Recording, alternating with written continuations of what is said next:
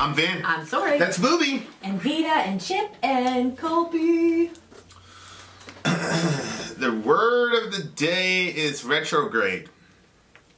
There you are. Okay. SLIPKNot. The gray chapter. This is the song, the negative one. A lot of people have been asked about this when we started doing SLIPKNOT. So this album came out. So you remember the bassist died, Paul Gray. He died. Yep. So they named the record the Gray Chapter. Mm-hmm. And shout out to the big homie. Mm-hmm. So this is a pretty famous song. I think this was a single. I think this was a single on that record. But okay. It's called The Negative One. So Okay. here we are. I'm actually very interested to hear this song because You never have? I haven't heard anything from the Gray Chapter. Well, we did The Devil and I. I'm pretty sure The Devil and I is a Gray Chapter song. Yep. Where is it? And Yeah, we did Devil Kill and I. Pop too, right? Huh? Didn't we do Kill Pop? Yeah. Okay, ready? Yep. Go.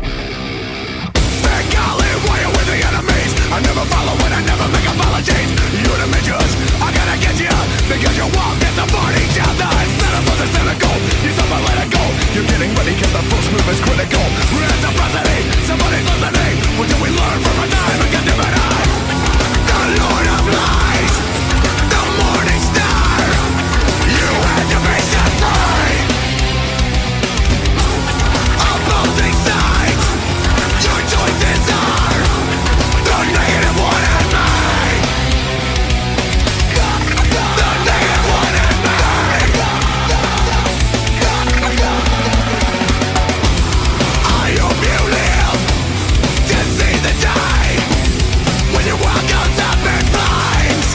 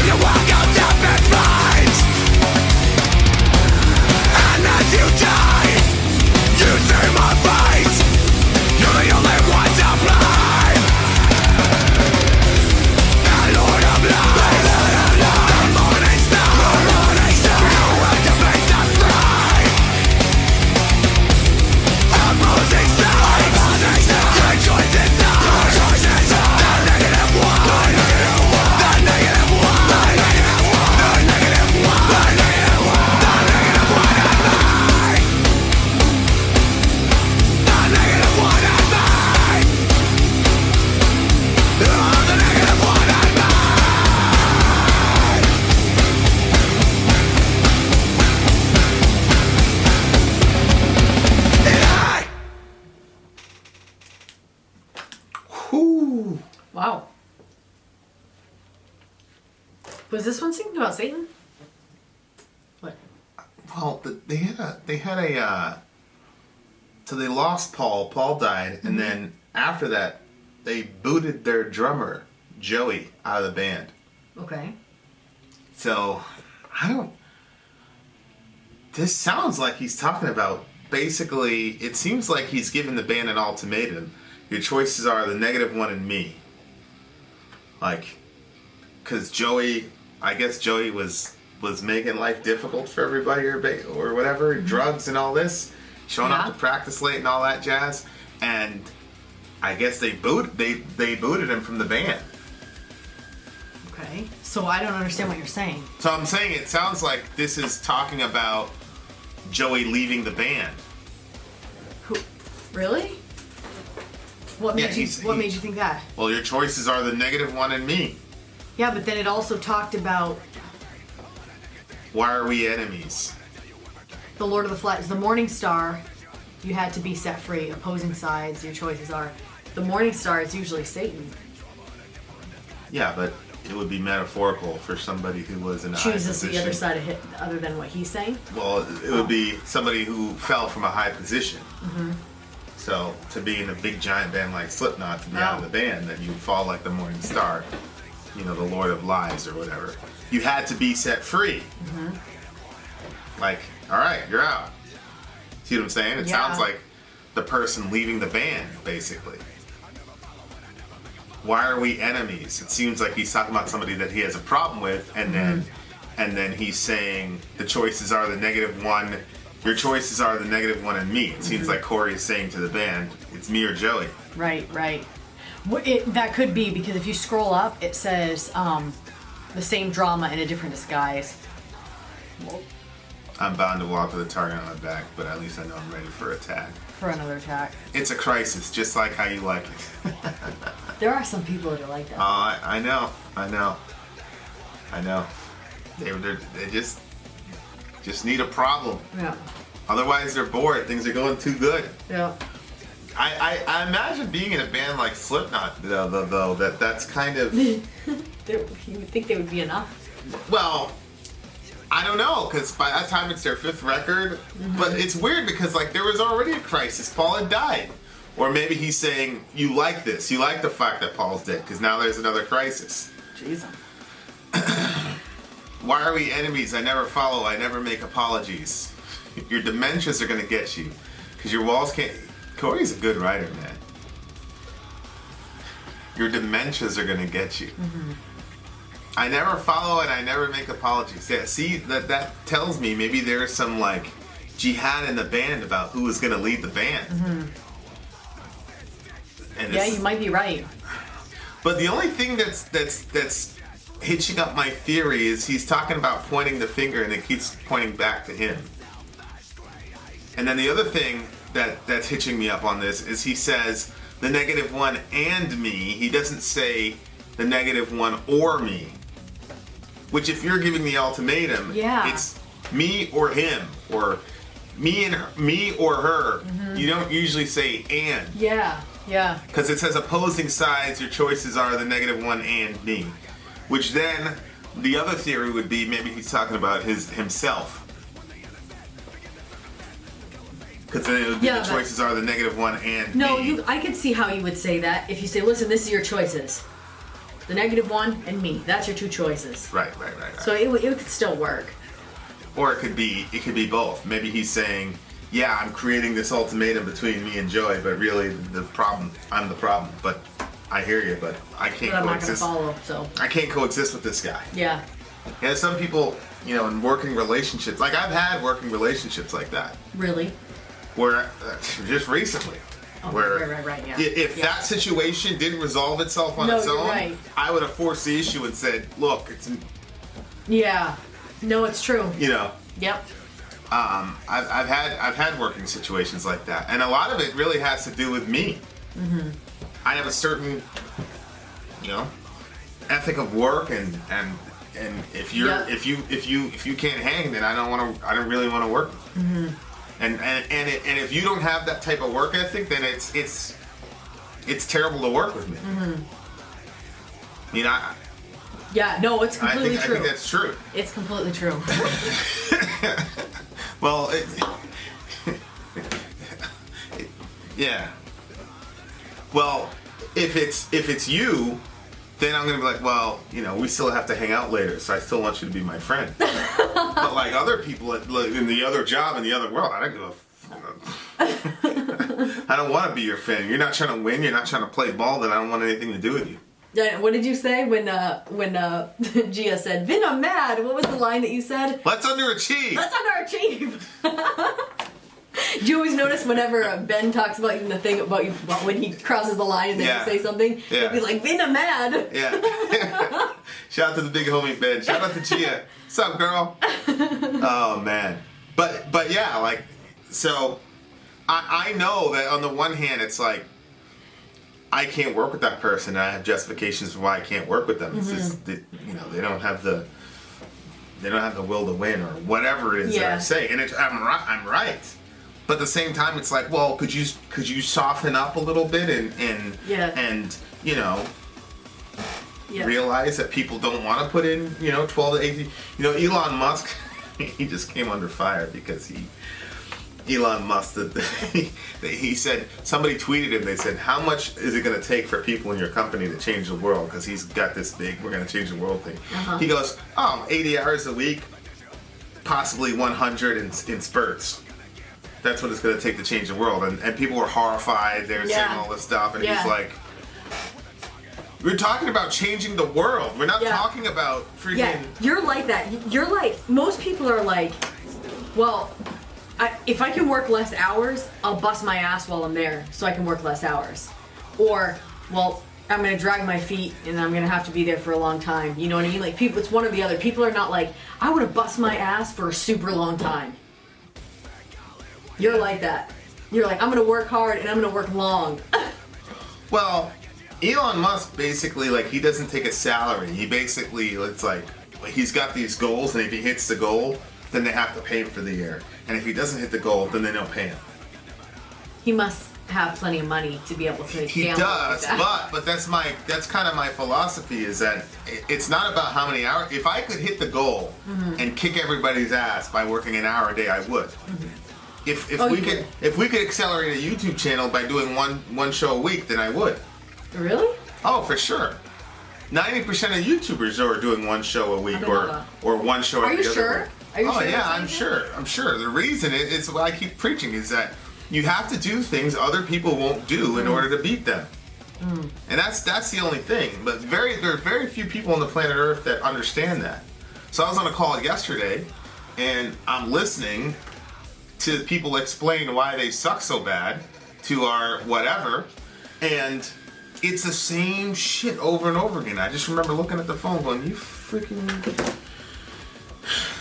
So, yeah, but these are all people that I can't work with now. I can't work with them. Because, you know, and I understand, like, if I, you know, like Peter would say, just, you know, be nicer to people and stuff like that. The problem is that now I'm in a situation where I can assemble my own group. Right. Right. So, now I'm setting the culture. Yeah. So, that's going to be a... If you want to work 40 hours a week, Crazy team. Yeah. Great. Just make sure you hit the goal. If you don't hit the goal, then you're going to have to put in extra so that we can all hit the goal. And it's not like I'm not leading from example. They're getting emails from me at 2, 3 o'clock in the morning. Okay, well. But I understand that makes me a very difficult person to work with. But I also understand, like, so I think Corey understands it makes him difficult to work with. But SLIPKNOT took off after he joined the band. So what can you do? It's like Michael Jordan. Speaks for itself. It's like Michael Jordan punched Steve. He gave Steve Kerr an eye jammy in the, you know.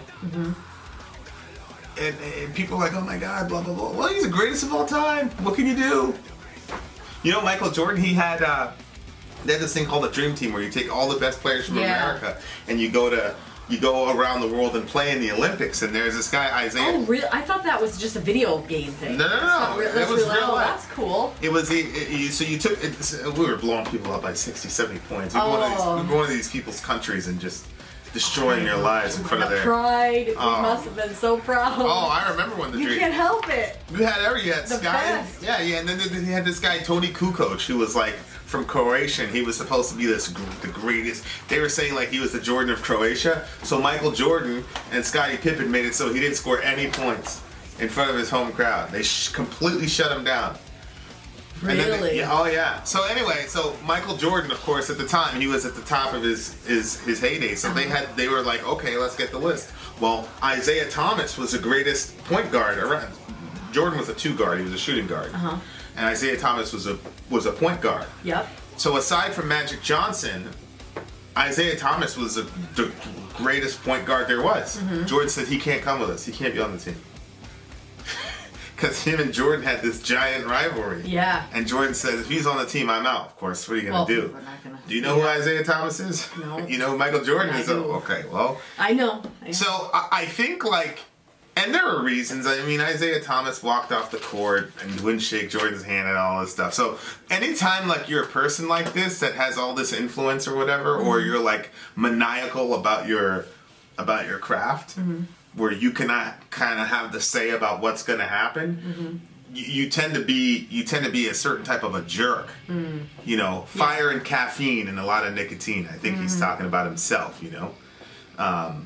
Because that's me without the nicotine. You know, I gotta have my caffeine. I have that kind of, but then it's like, you do. But there's been times, and it's like me or that guy, and there have even been like really serious situations where I've been like, that he's off. I'm not going in that situation with that guy. Yep. No way. Yep. No. Oh, he's trained for. I don't care. He's gonna. I'm coming home. I'm not. That guy's not coming. See what I'm saying? Yeah. So it's like. So I think it's probably about Joey, but I think it's more about himself and like looking at himself in the mirror and seeing like, you know, do you really have to be this way? I point a finger. No accountability, divisibility. That's true. When you're that type of person, it's very hard for accountability.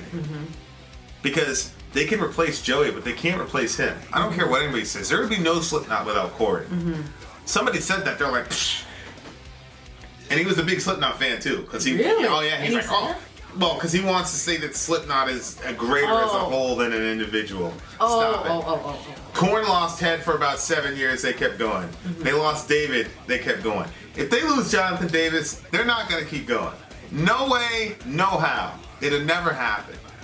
So, it's true, like no accountability, divisibility. Like there are certain people where it's like it's very difficult to really take them to the carpet because they offer too much. There's too much around them. Yeah. To make there's too much depending on them to make stuff work. Yep.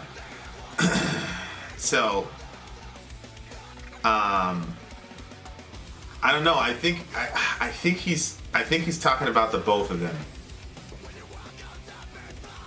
That's what I think. When he says, "At least I'm ready for another attack," who do you think he means by that?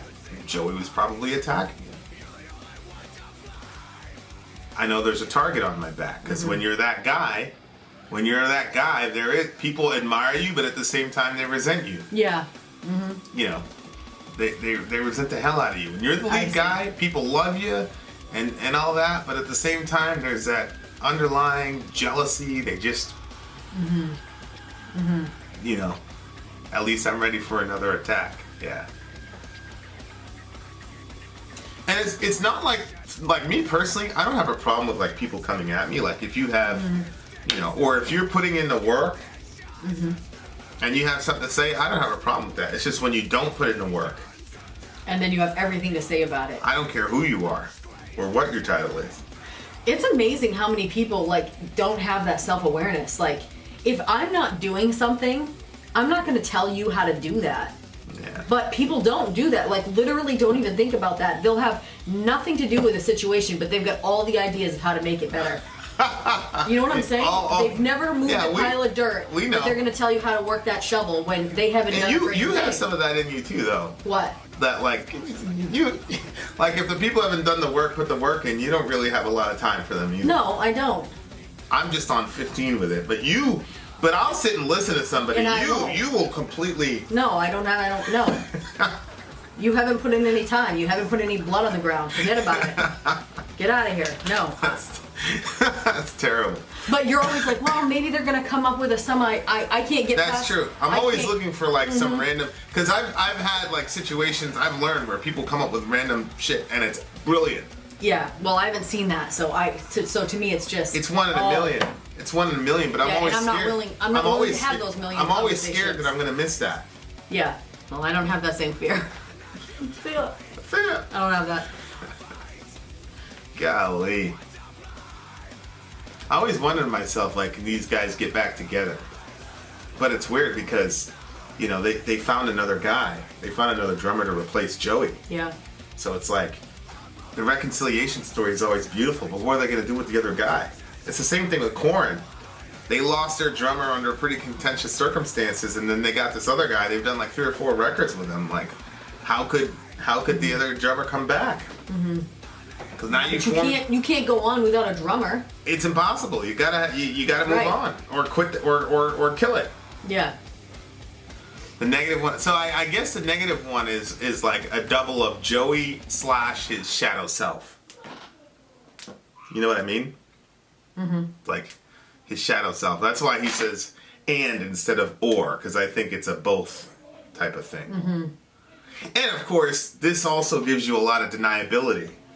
You can say, I wasn't talking about Joey, I was talking about myself. Yep. You know what I mean? Because it looks like you're kicking the guy when he's down. It's like, what the fuck, bro? He's out of the band, you're doing this shit? Right. Nah, I was always talking about myself. I was talking about myself. Bullshit. I think he's still talking about Joey here. Yeah, because he's got a target on his own back? Exactly, like he's attacking himself? Yeah. I don't believe you. I find that odd to believe, unless you're standing in front of a mirror. Right, if you're standing on a mirror, then you still can't have a target on your back. What is he doing? Like turning around, you have to turn to the mirror, looking backwards and attacking himself? I'm gonna shoot right there, right my own back. I don't think, yeah. What do you give it? This is actually a pretty honest song. This is one of the more honest songs I've come around in a while. It's a 9. It's a solid 9. This was kind of like old school SLIPKNOT too, the way they handled the drums and the open kind of chord riff thing going on. Yep. Kind of like Be Prepared for Hell. Oh my god. That's the name of a song. The song right before. Be Prepared for Hell. Oh. Yeah. It's a 9 for me. What do you give it? It was an 8 for me. Really? Mm-hmm. Some of it, I don't know. Some of it I was like, and then there was some parts that felt a little bit longer. I'm not sure, but yeah, probably an 8. But then there was some parts that I did really like, so 8. Okay, 9 for me. The moral of the story, I guess, is I don't think I'm ever gonna change though. I don't think I'm ever gonna change. Yeah, but the thing is, some people are really hard on people, and they're only hard on people. You're not. You're like, you're gonna hold them to a friggin' high as hell standard, but when they meet that, you're gonna tell them how awesome they are. And those moments are very nice because it's like, whoa, yes, that's right, I deserve this, you know? And it's a very satisfying feeling. Like when you tell the kids, hey, you did a really good job, like you can tell that they feel really good about it. When I say it, they're kind of like, but that's because I'm a mom. So if you twirl around and you jump, I'm happy that you twirled around and you jumped. You know what I mean? Like they don't have to do but I can't push them like you do, you know? Like you really push them to be the best they can. And you know what I'm saying? It's true. So, there's differences. Vin out. Sorry, Al. Gone.